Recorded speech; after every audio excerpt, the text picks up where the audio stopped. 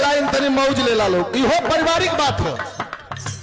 हमरे घरे, आपके घरे, केहू भाई के घरे बड़ा विद्वान लोग बैठल हुआ भैया। अगर घरे में नई दुल्हन आ गई, 1 साल बीतल कोनो बाल बच्चा ना भयल, 2 साल बीतल भगवान के मर्जी कोनो बाल बच्चा ना भयल, 3रा साल बीत गल अगर ना बाल बच्चा भयल, तो घर के लोग कुछ बोली चाहे ना बोली, अगल बगल के मेहरारू अपने में बतियावे लगे हैं, हे जना था कि कुछ ना हुई का,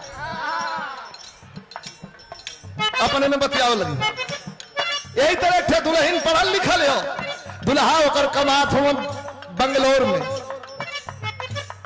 घरे के लोग मेहना नदिया मार दहलस कि 3 साढ़े 3 साल हो गए, एक पत्थरों तो ना जन्मा पौलू, बहुत रोवलस और रो के अपने दुल्हा के फोन करत बा, ए राजा जी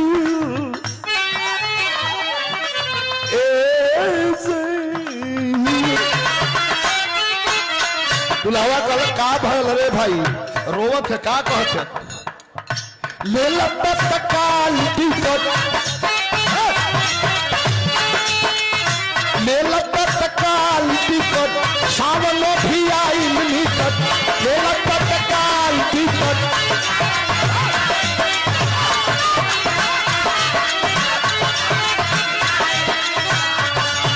अरे जिया रंग के पीला पूछी राजा है जी, अरे जिया रंग के पीला पूछी राजा जी, ऐसे ही जो रहता है बन लो, हाय हाय ऐसे ही जो रहता है बन लो, ये तत्काल टिकट, सावन भी आई निकट, जिया रंग के पीरा पूछी राजा है जी, अरे जिया रंग के पीरा पूछी राजा जी, ऐसे ही जो रहता है बन लो, ऐसे ही जो रहता है बन लो, ना हो रहता है बन लो, ना हो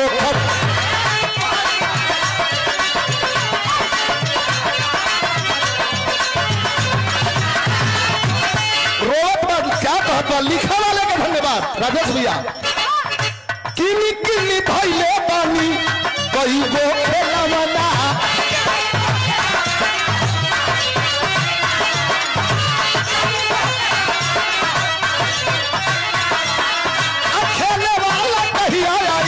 ए राजा बतावा ना, ए राजा बतावा ना हो, ए राजा,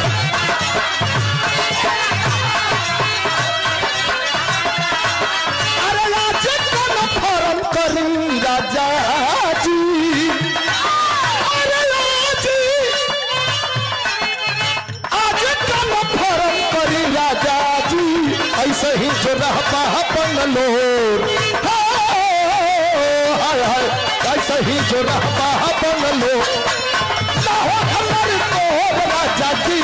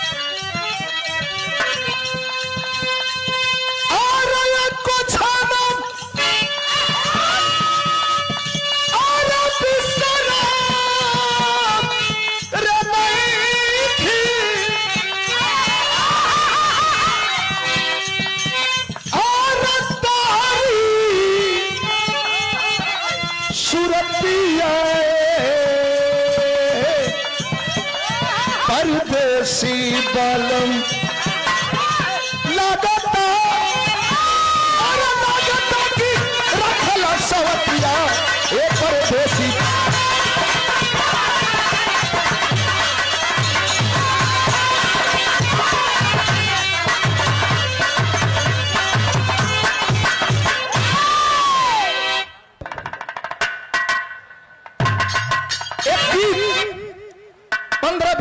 की एक गीत, जौने गीत के समय बहुत चर्चा हो, जौने गीत के समय बहुत चर्चा हो, और लाखों कुर्बानियों के बाद, लाखों कुर्बानी के बाद देश को आजादी मिली है।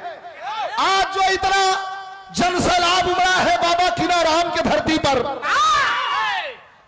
इस जन सैलाब में जो जवान बैठे हैं सब शहीदों के घर के हैं। हर घर से जवानों ने प्राणों की आहुति दिया था। बाबू सुभाष चंद्र बोस ने ललकारा था कि तुम मुझे खून दो, हम तुम्हें आजादी देंगे। तो कानपुर से चंद्रशेखर आजाद की पिस्टल हुक्कार भर रही थी, छोड़ दो हिंदुस्तान वरना कलेजे में बारूद भर दिया जाएगा। मंच के माध्यम से तमाम गीतों का संकलन आपके बीच में रहा है।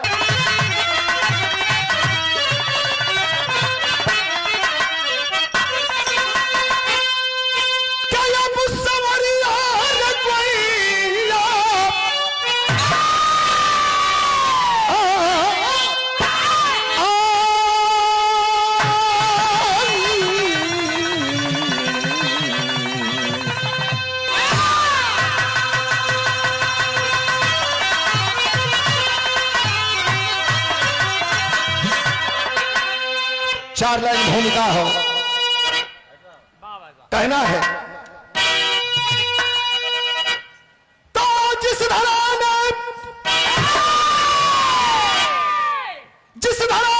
हमें जन्म जीवन दिया, जिस धरा ने हमें अन्न पानी दिया, आरती भारती की करे देवता, और जिसको अंग्रेजों ने है पानी किया, आग की उस लपट में जले हम सभी।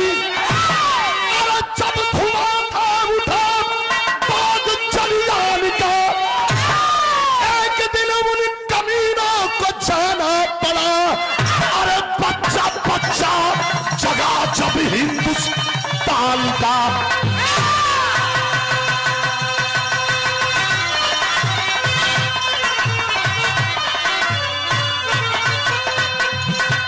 बहादुरी की शौर्य गाथा।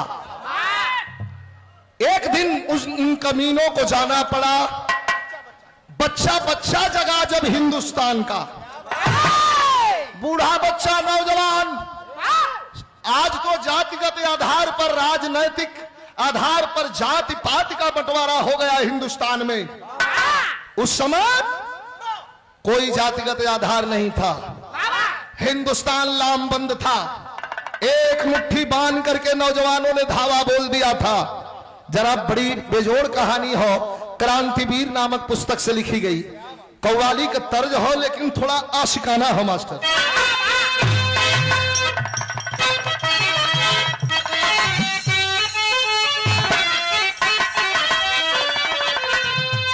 नायिका नायक से कहती है कि अखिया, अरे अखिया से ले लो प्यार के,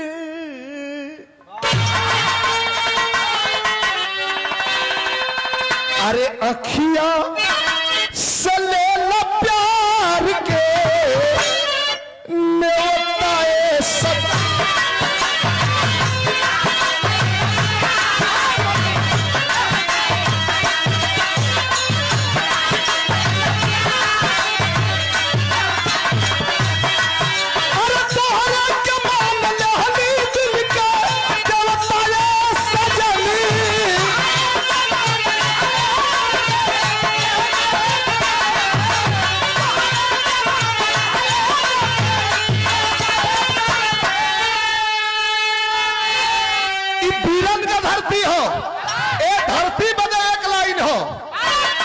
क्रांति, अरे क्रांति की आग में हमें, अरे क्रांति की आग में हमें, अरे जलना पसंद है।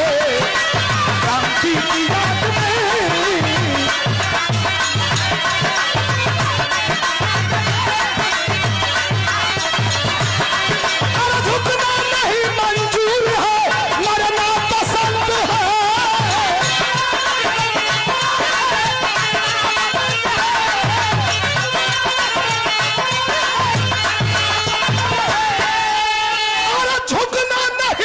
मंजूर बनना पसंद है, क्रांति की याद में हमें चलना पसंद है।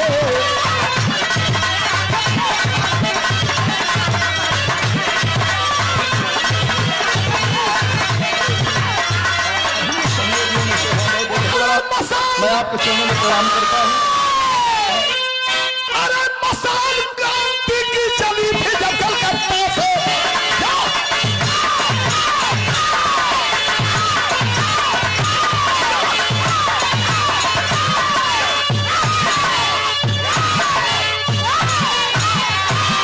अरे मसाल क्रांति की चली थी जब कलकत्ता से, इनकलाबी पत्ता पत्ता से, कहीं मद्रास से दिल्ली से मेरे शेर चले, कहीं मद्रास से दिल्ली से मेरे शेर चले, तथा पंजाबी मूंछों पे हाथ फेर चले, भीड़ मेले में थी टायर में पाला मौका है, निहत्थे लोगों के सीने में गोली झोंका है, निहत्थे लोगों के सीने में गोली झोंका है, कूद कुएं में गए कितने छटपटाने में, जान कितनों की गई जान को बचाने में, बहादुर शेर सिंह जब फंस गए झमेले में, छोड़ भी बच्चों को मर गए उस मेले में, माता कुलवंत कौर का सुहाग लूट गया, माता कुलवंत कौर का सुहाग लूट गया, बड़े बेटे कुलदीप का भी साथ छूट गया।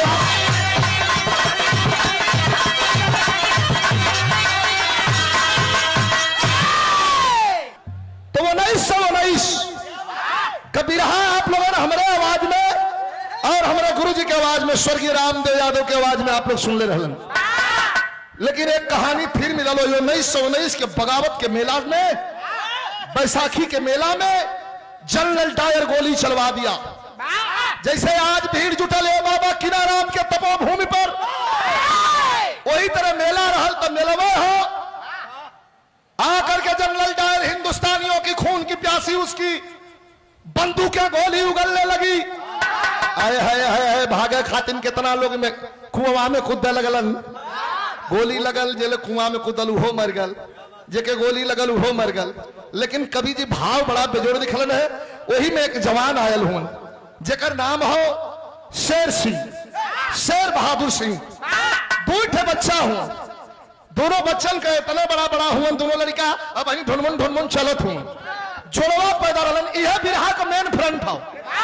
जोड़वा पैदा रहलन, नाक नक्श बिल्कुल बनावट एकदम 2 in 1, 2 कॉपी। माई कपो कपो कपड़ा एक रंग का पहिरा के टीका ना लगावे तो मतरियो ना चिन्ह पावे कि कौन गुरमीत हो और कौन सुरजीत हो। गोली चलने लगी, एक बेटवा के माई ले ले हो, दूसर का बेटवा के बाबू शेर सिंह ले ले हुए। तब तक जनरल डायर के द्वारा चलवाई गई गोली शेर सिंह के बाएं तरफ आकर के सीने में छुप गई। गोली लगी, आवाज सा इधर उधर देखता रहा। थोड़ी देर के बाद महसूस हुआ कि अरे लगा था कि हमहू के गोली लग गई का। लड़का के जौन कोरा में ले ले रहलन, कोरवा में से लड़कवा के छोड़ दहलन। अब गिर के रोवे लगलन, कहलन कि प्रिय मरा लेकिन अल्लाह नाहक मर गया, कुछ कर नहीं पाया। बच्चों को तालीम देना, बच्चों को तालीम देना, क्रांतिकारी बनाना। और मैं जा रहा हूं, जब पति गिरा है, इतना भैया बैठल हुआ और पत्नी देख रही है, भगदड़ मची है। एक लड़का गोदी में ले ले हो, आ एगो लड़कवा वही मेलवा में भुला गल, ना पता केहर गयल। माई एक तरफ मरते हुए पति के तरफ इशारा करत हो कि कुछ ना होई कुछ ना होई, और दूसरे ओर ताक के अपन लड़कवा खोजे कि हमारा लड़कवा गयल कहां। यह बिरहा में तर्ज बड़ा बेजोड़ लगल। बेचारी क्या करती, तमाम खून बहल, तमाम खून बहल, लेकिन अपने एक ही बेटे को लेकर के घर पे आती है। एक लड़का भुला गल,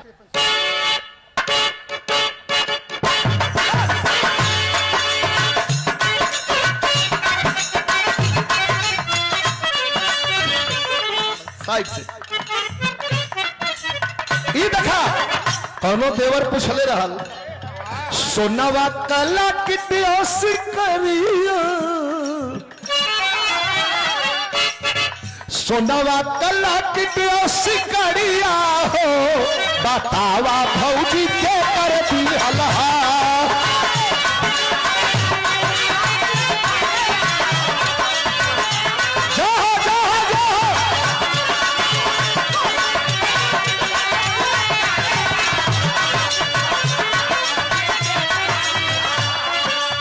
सोनावा कला किटिया सिकरिया हो बतावा भौजी के कर दी हलहा तोहरे गलावा पे अरे दोनों गलावा पे दांत के निशानिया बतावा चुमक के कर ली हलहा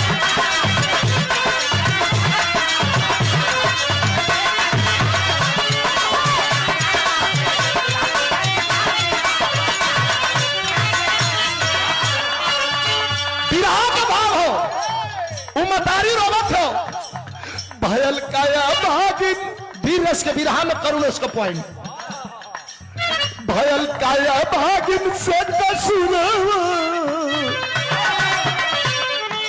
अरे भयल काया भागिन से देख के ऐसा भयल काया भागिन से देख के ऐसा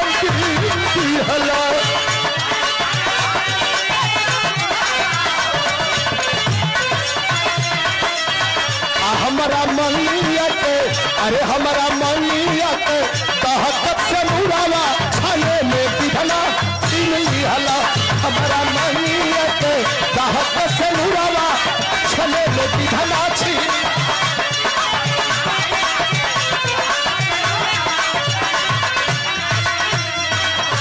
एक लड़का के माई पाला लगा एक लड़का भी भुला गल आजकल में हरर हुआ बड़ा जोर गावत है कैसे गाओ थे मास्टर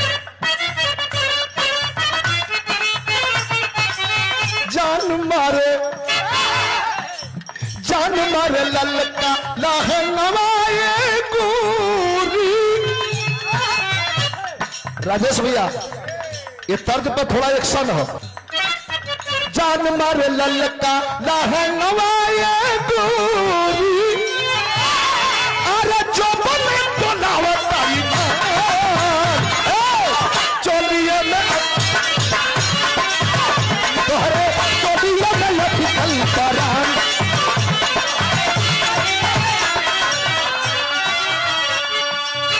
मंगिया धोआ के कुलवंत कौर पति मर गया एक बेटा हेरा गल अरे तब मंगिया धोआ के एगो हीरा की मंगिया धोआ के एगो हीरा के होई गई मुर्दा समान सीनावा में लेके तूफान जिएली माई सीनावा में लेके तूफान जिएली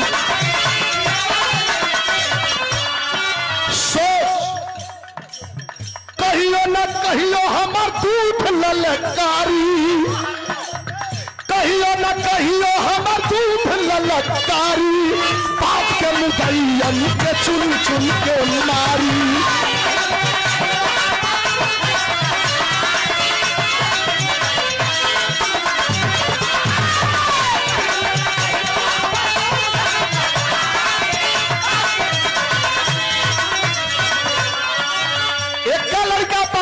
समय कितना भाई गुरमीत सिंह इथे तो हेराई गल गुरमीत सिंह बन के नाग फुफुकारे गुरमीत सिंह बन के नाग फुफुकारे भाई जबर रखिया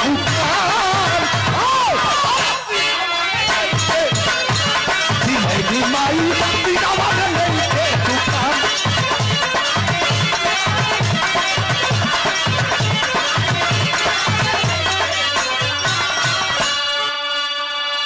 लड़का रहल 17 साल का उम्र भाई छात्र शक्ति यहां छात्र साथी भी बैठे होंगे छात्र शक्ति सबसे प्रबल और सबसे मजबूत शक्ति संगठन है छात्र नौजवानों को लामबंद किया तो यहाँ बिरहा में वीर रस को बिरहा कौन जो ने बिरहा में राम दोस्ताद का तर्जमा हो।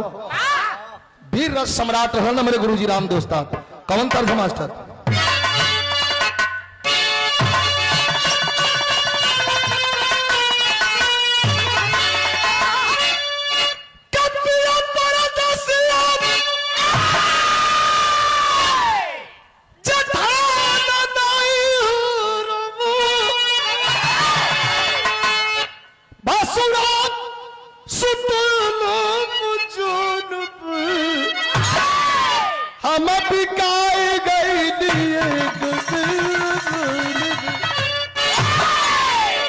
का भाव बिरहा में वो लड़का पर जवानी जब 17-18 साल भयल हो तो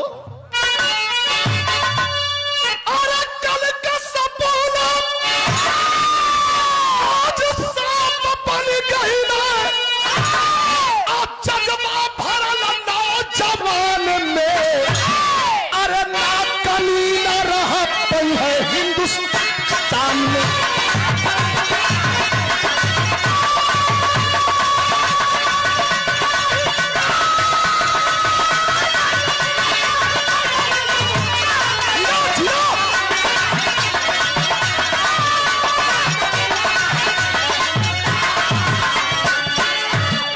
छात्र साथी से कहा कि भाई कहा कि बाप का मुआ लगा और भाई का हेरा लगा और ना करे जो हमारे भाई का रोला लगा।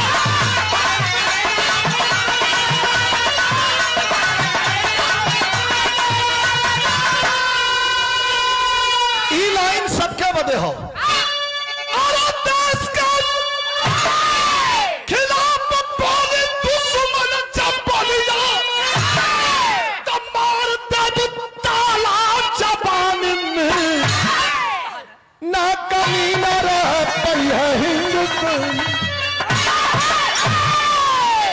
वही जिंदगी जिसका कोई हो मकसद। अरे जवानों वही जिंदगी जिसका कोई हो मकसद केवल सोचने से कुछ करना सही है। अरे जीना है जियो यार जिंदा दिली से घुट घुट के जीने से मरना सही है। उल्फत की आंधी अब ना रुकेगी क्रांति की जलती समाना बुझेगी ना तेरे आंसू की कीमत बड़ी है तेरी बात में तो नसीहत खड़ी है। नहीं बच सकेगा अब कोई लुटेरा अरे बलबल से जाकर के थाने को घेरा। जनरल डायर चला गया लेकिन दो थाने के कर्मचारी हैं अंग्रेजी हुकूमत के सिपाह सलार हैं इन्होंने ही गोली चलाया था। बगावत अब होगी 10 जवानों को लेके और थाना रात में घेरा लगल हो तो पहली क्रांति कवि जी भाव लिखल में कैसे मास्टर?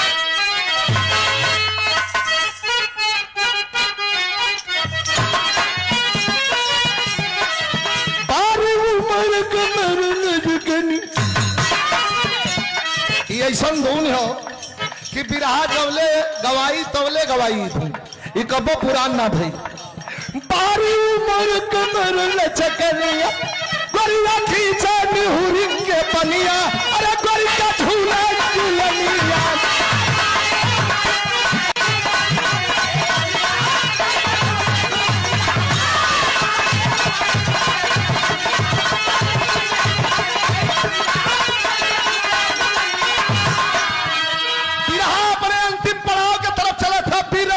भाव हो 10 जवानों को लेकर रात में चला है तो कैसे चल?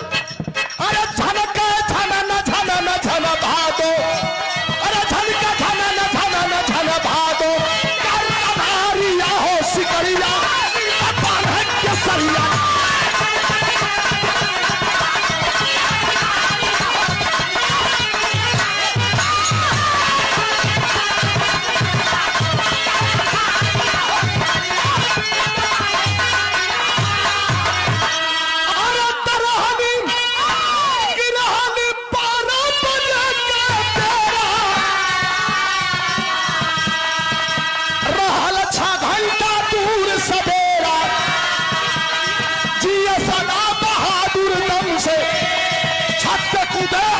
लागी धम से 22 कोरन के मरलस, 22 कोरन के मरलस, यही धारी यारो सिकरी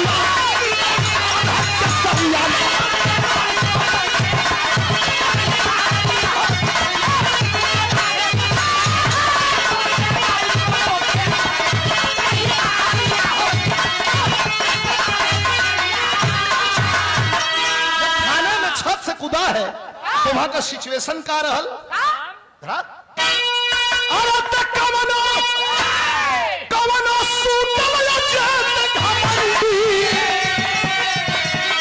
मार के कैला से छतिया ठंडी भागल थाना में आग लगा के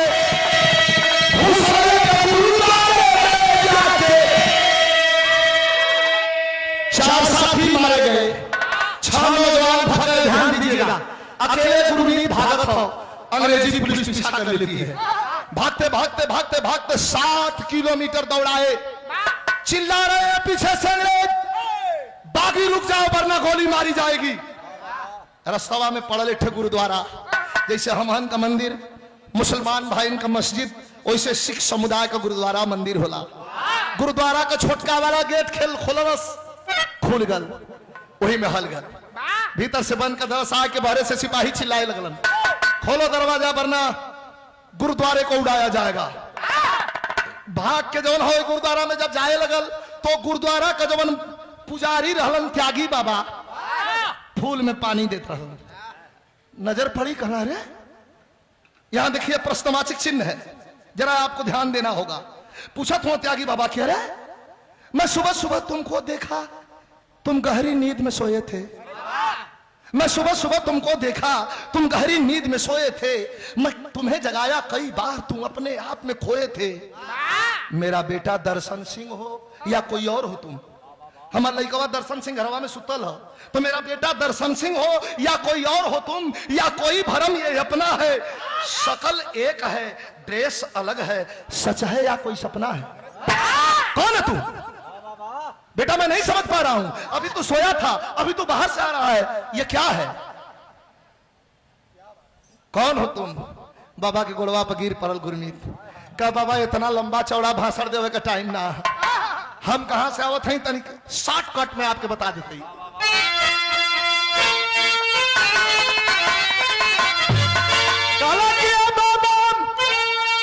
अरे गुलामी अपना देश में रही, अपना देश में रही, और हम कहां से आवत हई? अरे तब दुश्मन क्या छाती पर बम से दिया सलामी, दुश्मन के छाती पर बम से दिया सलामी, गुलामी अपना देश में रही। हमके जानल चाहत हुआ बाबा, हम के हई, हमार जान बचाला बाबा। 22 अंग्रेजन के मरली है, का राम राम राम राम राम राम राम। अरे बाप रे बाप, क्यों हत्या किया तू? कहे बाबा हत्या ना कैली है, जलियान वाले बाग में 2500 लोगों के साथ हमारे बाप के सीने में हरामजादे ने गोली मारा। मेरा एक छोटा भाई बिल्कुल हम शकल था, उसी मेले में छूट गया हमसे, वही बदला लिया हूं।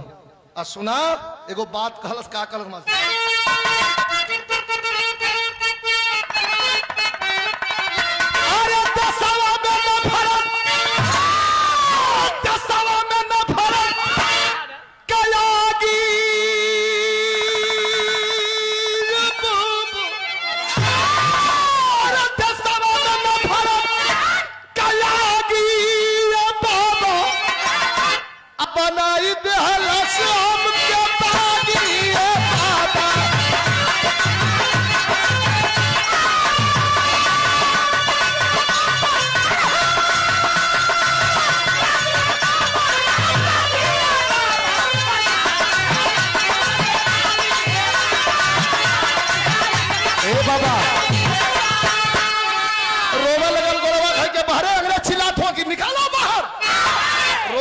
बाबा विधवा बताई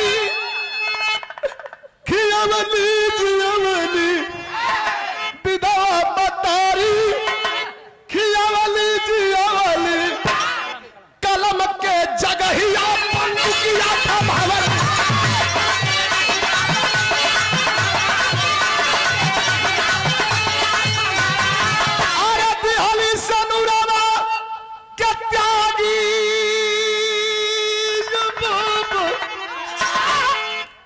बाबा के आंख चौनी आ गई तो गुरमीत के निरखा बाबा सुरतिया अखिया में बचपन का नाचा मुरतिया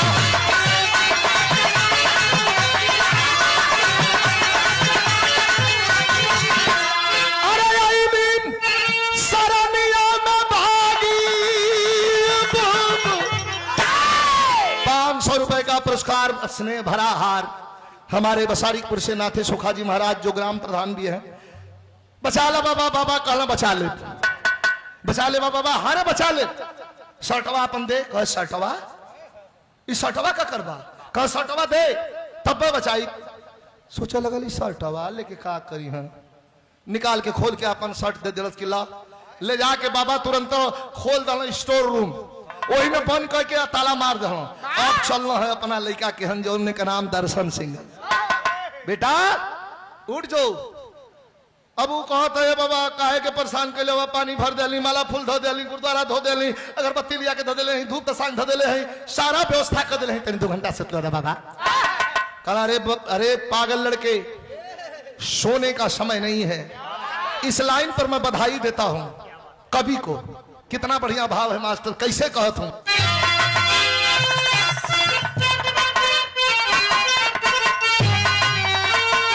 आजकल बड़ा कुल धुन चलल बा,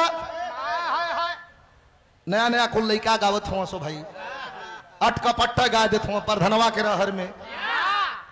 एक ठो चच्चा निकलल है, परधनवा रहर काट के बोलस बजड़ा रे दी, ये कुछ दिन में उड़ गई हंसो, काट गई हंसो।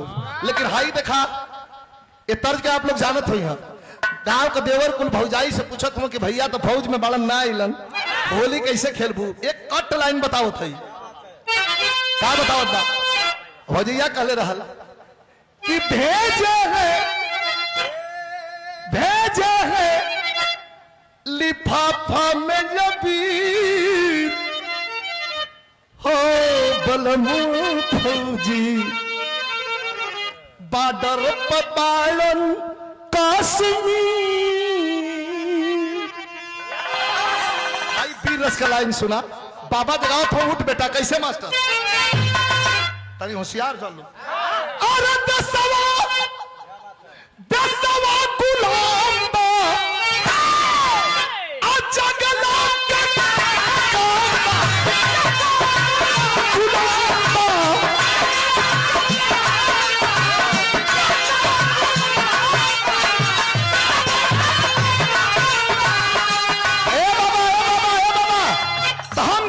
पूजा पाठ करे वाला राजेश भैया लड़का करो हम पूजा पाठ करे वाला ऐसे कहा ना, 10 भक्ति से बढ़ के नहीं कवनो धाम बा।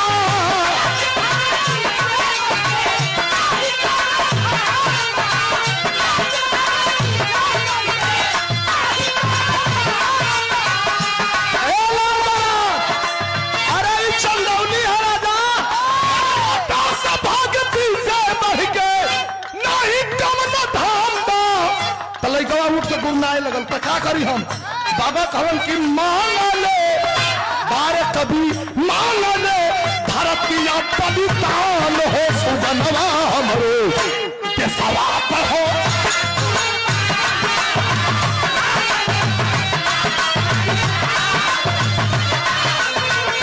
देशवा पर हो मांग ले, धरतिया पवित्रान हो सुगनवा हमरो।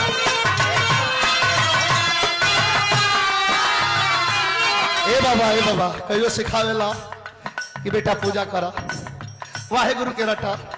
आज ही का कहत हो कहलन ना बारे बाबा का कहलन, पूजा पाठ कर पा। बहुत विशेष ध्यान दिया लोग, पूजा पाठ कर पाए गिला जन्म बन जाई।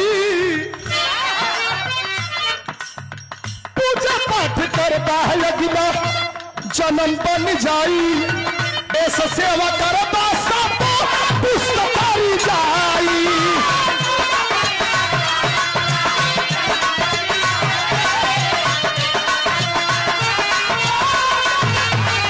ए बाबा तो क्या करी, का करी राइफल का थाम हो बात दा पैगाम हो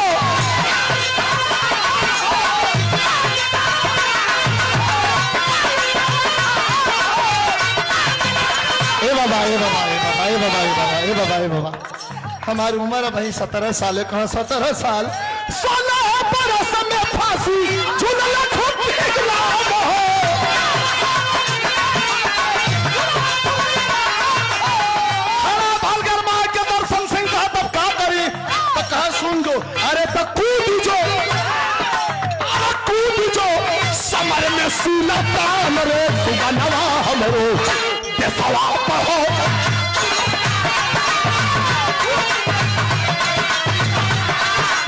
सुगनवा हमरो देसवा पहो जा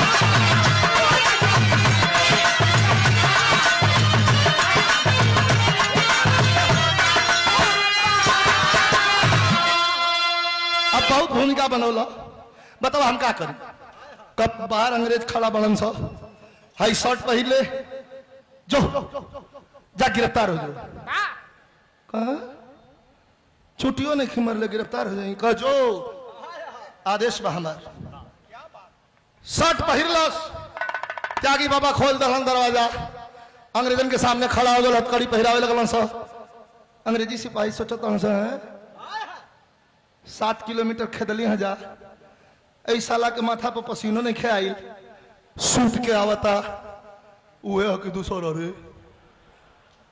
थोड़ा कह कि नहीं सर बिल्कुल वही है थोड़ा जाके रिलैक्स हो गया है अंदर चलो लेके चल डालो 5 दिन के बाद अखबार रंगा गई कि बागी गुरमीत सिंह को फांसी की सजा सुनाई गई है अगले शनिवार को 10:20 पर फांसी चढ़ाई जाएगी बृहस्पतिवार का दिन रहा गुरमीत सिंह पेपर पढ़ता है हौसल बड़ा जोर से वही कहले बाबा हम तो यहाँ फूल में पानी देते ही अंग्रेजवा के फांसी चढ़ाओ तुम सो तब त्यागी बाबा रोवे लगलन कह कि बेटा फांसी पे चढ़े वाला कोई और नहीं खे तेरा ही खून है तेरा ही भाई है जो मेले में तुझसे बिछड़ गया था रे भाई जब तू अपनी कहानी बताया तो मुझे याद आया कि बैसाखी के मेला से ही पाया हूं अपना नाम भी ठीक नहीं बता पा रहा था तो मैंने इसका नाम सरदार दर्शन सिंह रख दिया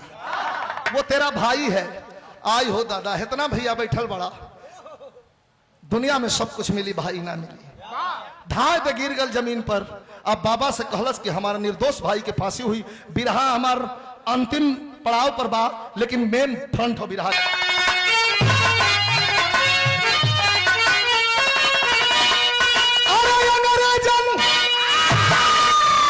उम्मीद कहा था कि अंग्रेजन का कानून अंधा फांसी फंदा पे भैया पैन जहां लगी अंधा फांसी फंदा पे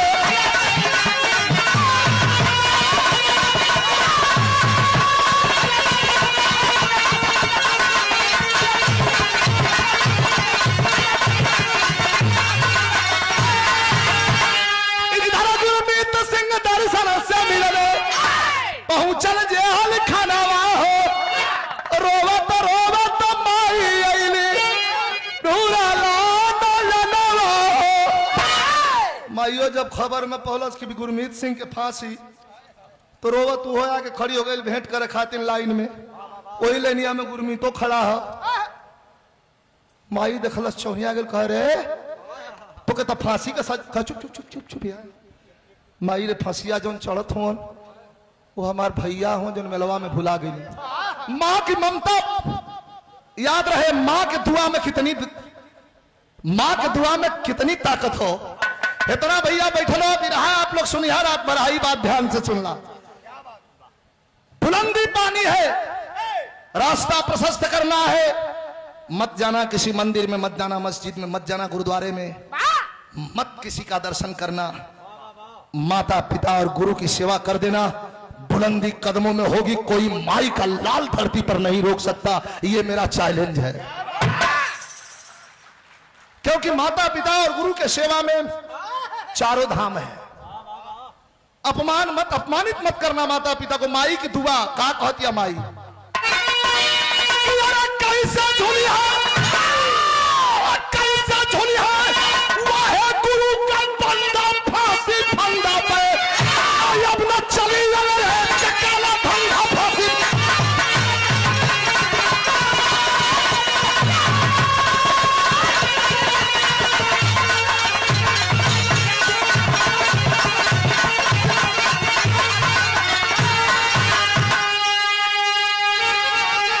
लेकिन विरहा का अंतिम लाइन में पड़ाव पर कभी का लिखल है मास्टर,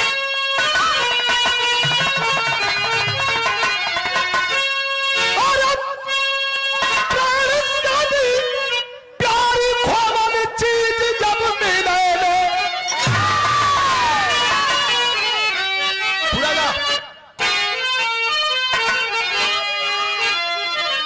दिलवा में खुशियों का सागर लहरा।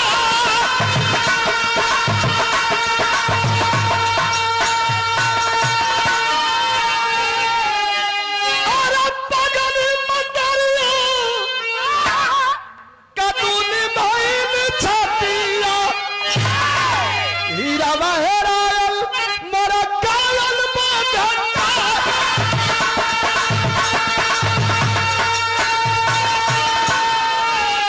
सीने से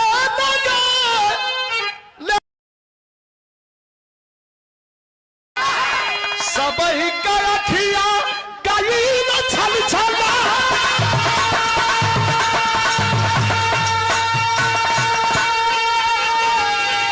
अरे हंस के तहिया तो सल से फांसिया पर छुड़ाला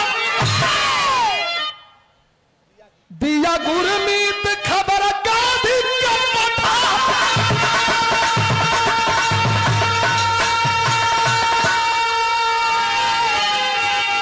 निर्दोष दर्शन सिंह फांसी पर चढ़ गया भाई के लिए, देश के लिए मुकदमा चलवाया गया।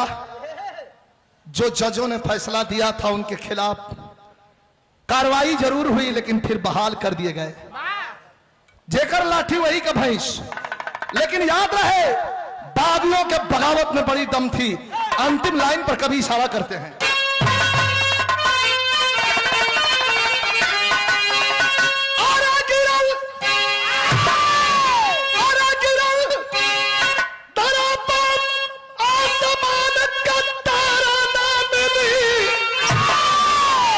मोरा धरती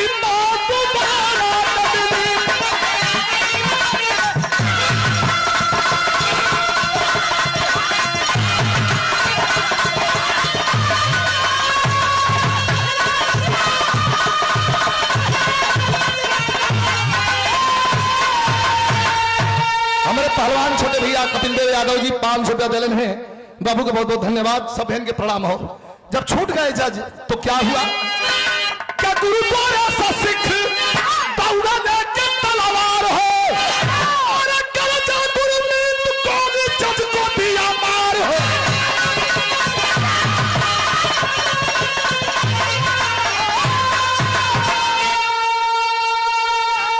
अरे बिना के बच्चा ना गुनाह हजारा ना मिली मरे हेरायल हीरा धरती